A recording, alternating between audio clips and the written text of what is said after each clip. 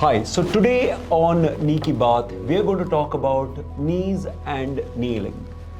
Now, it is traditionally thought that kneeling is bad for knees.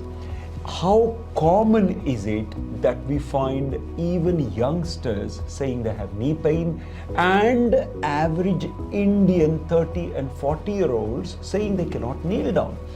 Now, is it something which is imposed on us by Western literature and Western practices?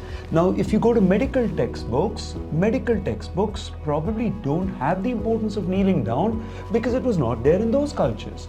Having said that, what about our own traditional culture and systems which were so dependent on sitting on the floor and kneeling down?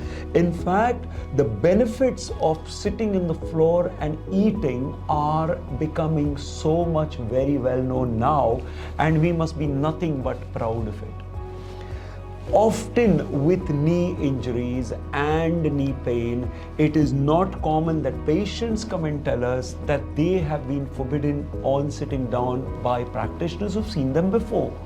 Now, is it that knee injuries would stop you permanently from kneeling down or cause damage to the knees? The answer is a straightforward no. No kneeling down can damage your knees for sure. And my colleague here will justify that. Again, when it comes to knee surgery, as a surgeon, I can make certain changes during the surgery. As far as knee replacement and implants are concerned, there are designs which allow extra bending and if the tissues are balanced well. Now, this does not depend on whether the implant is imported or whether surgery is done with the use of high technology like robotics, etc. It is how, as surgeons, our technique of balancing the ligaments that allows somebody to kneel down. Certainly, there are modifications I can make, like adjusting the scar to make the patient kneel down. The most important part of kneeling down, of course, is patient preparedness and rehabilitation, which my colleague Vishwa will tell you about. So, kneeling down post-injury or post-replacement is 100% possible. Now, how do we do it? Post-injury, whether the knee has been addressed properly by the correct specialist in terms of making the knee health better. Knee health doesn't mean only medication. Knee health also includes good amount of exercises, keeping your muscle stronger and keeping the knee flexibility maintained. When we have an angry knee because of injury or because of arthritis, of course kneeling down is a bit difficult, but with good amount of treatment, with pharmacotherapy, with physiotherapy and with muscle strengthening, it can be certainly practiced. When it comes to replacement, whether knee replacement and kneeling down are myth?